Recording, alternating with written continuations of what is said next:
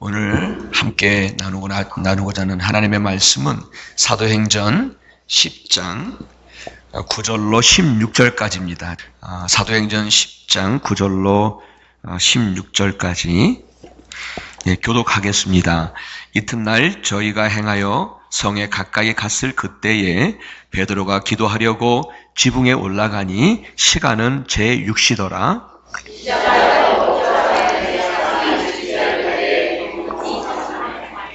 하늘이 열리며 한 그릇이 내려오는 것을 보니 큰 보자기 같고 내 귀를 메어 땅에 들이웠더라.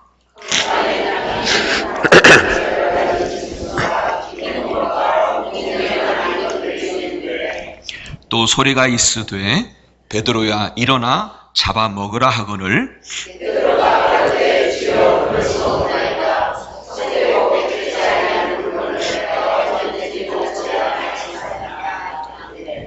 또 두 번째 소리 있으되 하나님께서 깨끗하게 하신 것을 내가 속되다 하지 말라 하더라. 이런 일이 3번 있은 후 그 그릇이 곧 하늘로 올리워 가니라. 아멘. 아멘. 우리에게 주시는 하나님의 말씀입니다. 하나님께 감사드립니다. 아멘. 어떤 상황에서도 여러분 주님을 의지하시기 바랍니다. 그분만이 나의 진정한 힘이시고 그분만이 우리의 진정한 도움이심을 믿습니다. 아멘. 여러분 오늘 설교는 하나님의 뜻 사랑입니다 라고 하는 그런 말씀을 가지고 말씀을 나누기를 원합니다. 여러분 우리 교회 주보 앞면에 보니까 올해의 표어가 있더라고요. 여러분 무엇인지 아십니까? 올해의 표어가 뭐였죠? 크게 한번 읽어주실래요? 서로 사랑하라 이렇게 되어 있더라고요. 물론 제가 정한 것은 아니었지만 계속해서 보니까 그게 계속 나오더라고요. 이 표어가 그저 그냥 주보에 나와 있는 그런 모습도 아니고 그냥 문구도 아니고 또 하나의 구호로 끝나는 것도 아니고 정말 우리 교회를 향하신 주님의 뜻이요 명령임을 믿습니다. 아멘. 그래서 저는 오늘 또 사랑의 말씀을 전하고 싶습니다. 사도 바울은 에베소에서 이런 말을 합니다. 우리 함께 읽어볼까요? 제가 적어놨거든요. 예. 자, 에베소서 2장 13절로 14절 우리 한 목소리로 함께 하겠습니다. 시작. 이제는 전에 멀리 있던 너희가 그리스도 예수 안에서 그는 우리의 화평이신지라 둘로 하나를 만드사 중간에 막힌 담을 허시고. 아멘. 예, 이곳에 우리 주님이 예배 받으시는 바로 이곳에 그리스도의 화평이 우리 중에 충만하기를 바랍니다. 전에는 멀리 느껴졌던 사람일지라도 이제는 그리스도 안에서 나의 교우요, 나의 형제요, 나의 자매로 더욱 가까워지는 그런 느낌들을 좀 갖는 시간 됐으면 좋겠습니다. 아멘. 그런데 여러분, 화평이라고 하는 것은 그것이 지속되어져야만 그 의미가 있습니다. 왜냐하면 만일 어느 순간에 그 화평이 깨지면 그 이전의 화평은 아무 소용이 없습니다. 그렇죠. 그래서 우리나라도 여러분 지금까지 잘 평화롭게 왔지만 어느 순간에 전쟁이 일어나서 깨지면 아무 의미가 그 이전의 평화는 아무 의미가 없잖아요. 우리 교회가 예수 그리스도의 영으로 충만하여서 이렇게 예수 그리스도의 화평이 각각의 마음과 생각을 지배하고 아멘. 그리고 그 화평을 힘써 지키고 그 화평이 지속되는 그런 교회 그리고 그리스도 안에서 형제요 자매로 서로 진실함으로 더 가까워지고 서로 거짓 없이 사랑하는 그런 진정한 주님의 교회가 되었으면 좋겠습니다. 아멘. 예수님은 둘을 싫어하셨습니다. 하나를 좋아하십니다. 우리가 둘인 것도 매우 싫어하십니다. 교회를 그리스도의 몸이라고 했는데 이 사도 바울의 탄식했던 부분이 있는 게 어찌 고린도 교회에게 그렇게 탄식을 했어요. 어찌 그리스도의 몸이 둘로 갈라지겠느냐. 그래서 요한복음 17장에서 우리 주님은 우리를 위해서 간절하게 기도하시기를 이렇게 기도하십니다. 아버지여, 내가 아버지와 하나인 것 같이 저들도 하나 되게 하옵소서. 우리 주님의 이 간절한 소원이 그대로 이루어지는 우리의 진정한 교회, 주님이 참으로 기뻐하시는 교회가 되기를 축복합니다. 아멘. 갈라디아서 2장 9절에 따르면 사도 베드로는 야고보와 요한과 더불어서 초대교회의 기둥이었다 표현을 합니다. 갈라디아서에서 그를 기둥이라고 표현을 합니다. 그런 베드로 사도가 예루살렘 교회에서 유대인들을 위한 그런 사역을 잘 감당하고 있었어요. 그러던 어느 날 이 베드로가 요빠라고 하는 곳에 시몬의 집에서 머물게 돼요. 우리가 새벽기도 하듯이 이 베드로도 기도 시간을 정해놓고 제6시라고 되어 있어요. 지금의 정오입니다. 12시 정오. 그때에 기도하러 지붕에 올라갔어요. 여러분 그 팔레스틴 그 집은 그 위가 이렇게 평평하다고 언젠가 말씀을 드렸던 적이 있어요. 그러니까 거기가 기도할 수 있는 좋은 곳인가 봐요. 그래서 거기에 올라갔어요. 지붕에. 그리고 이 집 안에 다른 사람들은 이제 베드로를 위해서 점심을 준비하고 있었고요. 그리고 베드로가 기도하고 내려오면은 함께 점심을 먹을 준비를 하고 있었겠죠. 그러니까 베드로도 그 시간에는 배가 고팠을 거예요. 그렇죠? 배가 고팠던 그 시간에 기도하러 올라간 거예요. 그런데 그때에 그가 기도하러 올라간 그때에 하나님께서는 베드로를 위해서 전혀 다른 점심을 준비하셨어요. 지금 안에서는 베드로가 많이 먹을 것을 이렇게 얼마나 열심히 준비했겠어요? 그런데 그 위에서 기도하고 있는 베드로를 위해서 하나님은 전혀 다른 점심을 준비하셨어요. 베드로가 기도하고 있는데 비몽사몽간에 어떤 환상을 보냐면 하늘로부터 큰 보자기가 이렇게 내 귀에 구퉁이에 이렇게 줄을 달아서 내려와요. 근데 그 안에 베드로를 위해서 먹을 것이 준비되어 있는 거예요. 그런데 그 안에 보니까 여러 짐승들이 담겨져 있었어요. 근데 하나님은 시장한 이 배가 고픈 베드로에게 말씀하시기를 베드로야 이거 잡아먹으라 이렇게 말씀을 하세요. 이거 잡아먹으라. 그런데 그 보자기에 담겨있던 짐승들을 보니까 부정하고 속된 짐승들이었어요. 깨끗한 짐승들이 아니라 부정하고 속된 그런 짐승들이 신명기서 14장에 보면은 먹지 말라고 하신 그 짐승들이 거기에 담겨져 있는 거예요. 그런데 하나님은 이번에는 그걸 보고 먹으라고 하시는 거예요. 베드로에게. 이거 먹으라. 너 배고프지? 이거 먹어. 얘기하신 거예요. 여러분 율법에 따르면요. 그 부정한 짐승은 만지기만 해도 안 돼요. 근데 그것을 잡아먹는다는 것은 유대인으로서는 상상할 수 없었던 거예요. 그래서 베드로는 하나님의 말씀이 비록 너 이거 먹으라고 얘기를 했어도 사도 베드로는 아주 단호하게 거절을 합니다. 단호하게. 주여, 그럴 수 없습니다. 속되고 깨끗하지 아니한 것을 내가 언제든지란 말은 절대로 안 먹겠다는 얘기거든요. 네, 절대로 안 먹겠습니다. 아주 단호하게 하나님의 말씀을 거절해버립니다. 그때에 주님도 아주 매우 분명하게 이렇게 대답을 하십니다. 하나님께서 깨끗하게 하신 것을 내가 왜 속되다 하느냐. 이 일을 3번 반복하시면서 말씀하신 것이라고 기록하셨어요.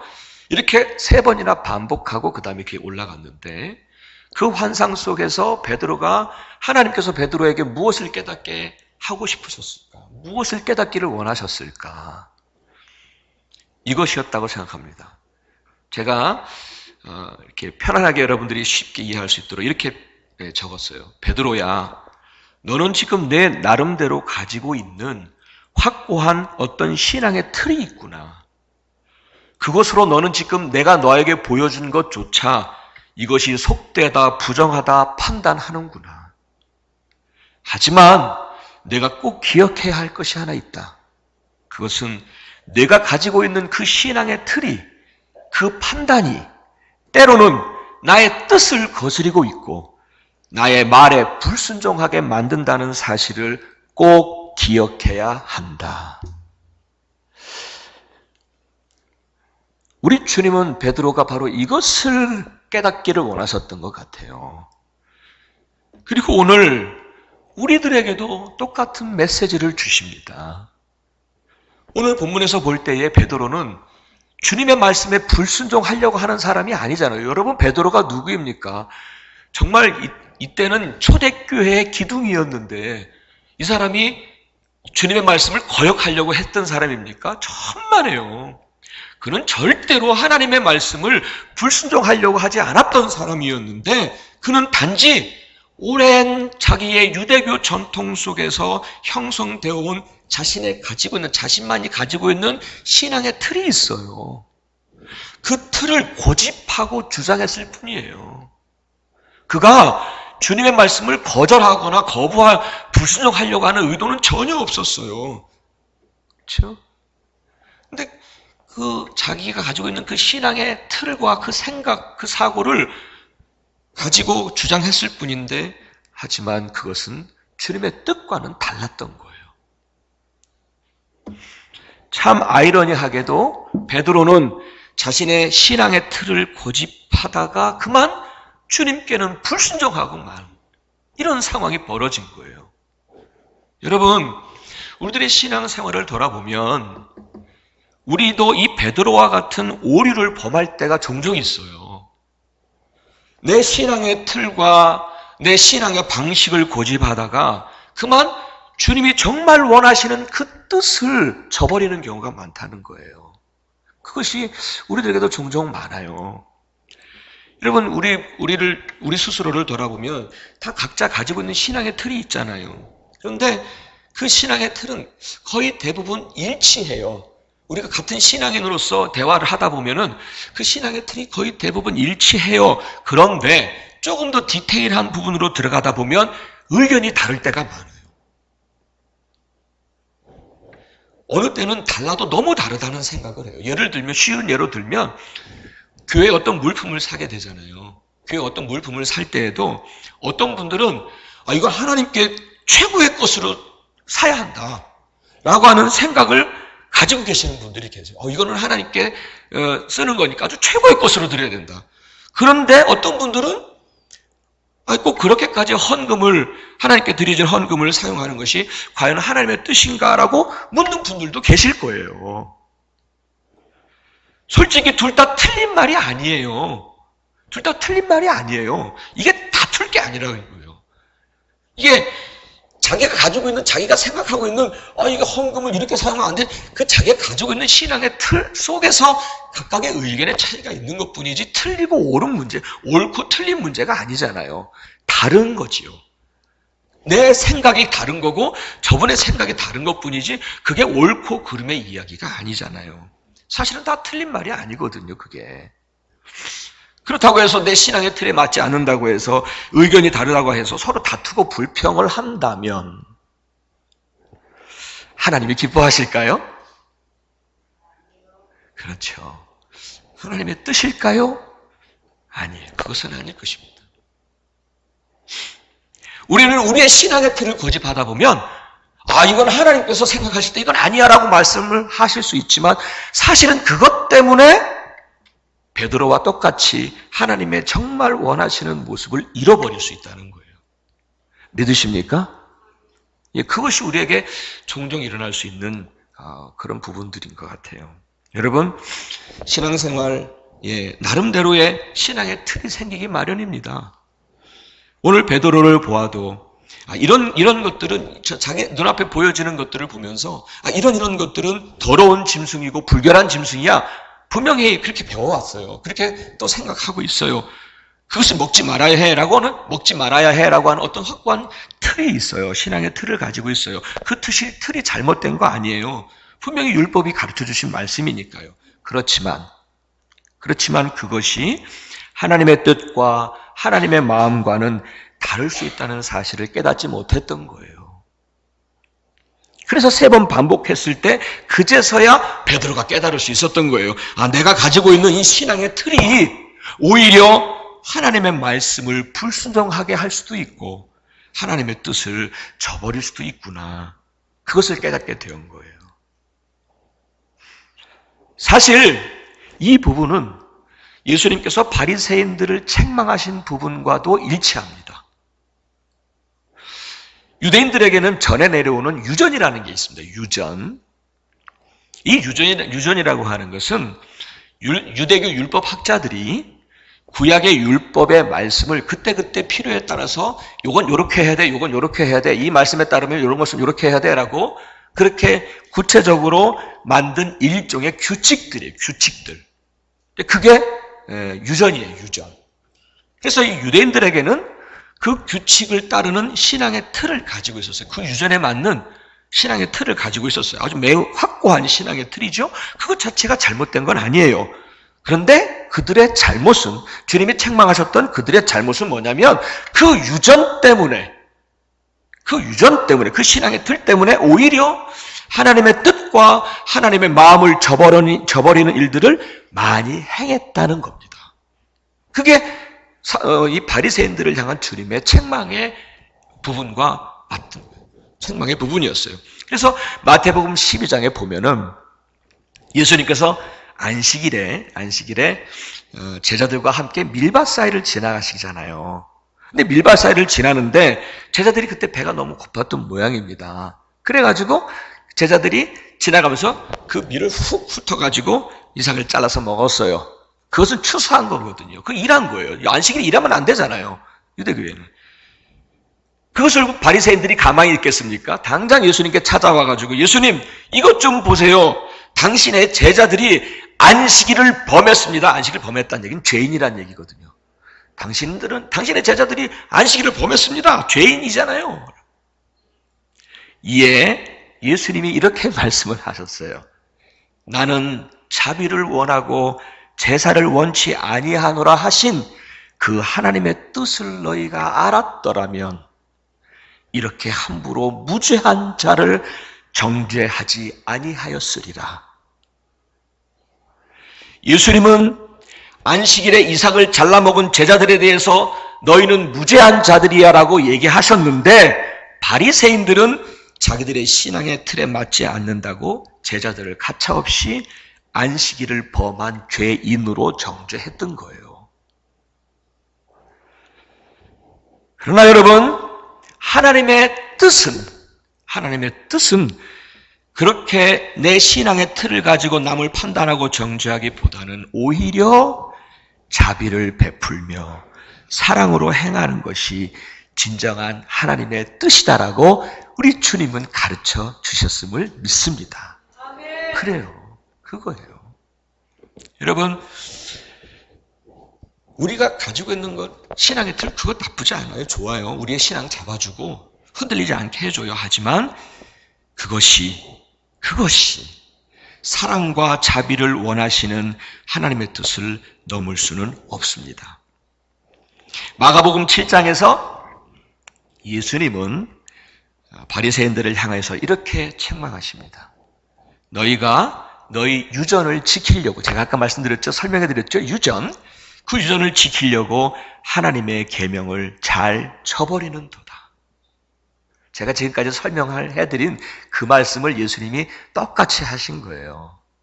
너희는 지금 너희가 지금 요거는 안 돼, 요건 돼라고 얘기했던 그 틀, 유전에서 형성된 그 틀을 지키려고 하다가 하나님의 계명을 저버렸다. 계속해서 그 뒤에 한 번 더 반복하십니다. 마가복음에서 너희 전한 유전으로 하나님의 말씀을 저버리고 있고 또 이 같은 일을 많이 행하고 있느니라. 지금 그 일들을 행하고 있는 거예요. 그러면서도 자기들은 하나님께 순종한다고 생각하는 거예요. 바리새인들이 그랬다는 거예요. 사실 여러분, 이것은 무서운 말씀이에요.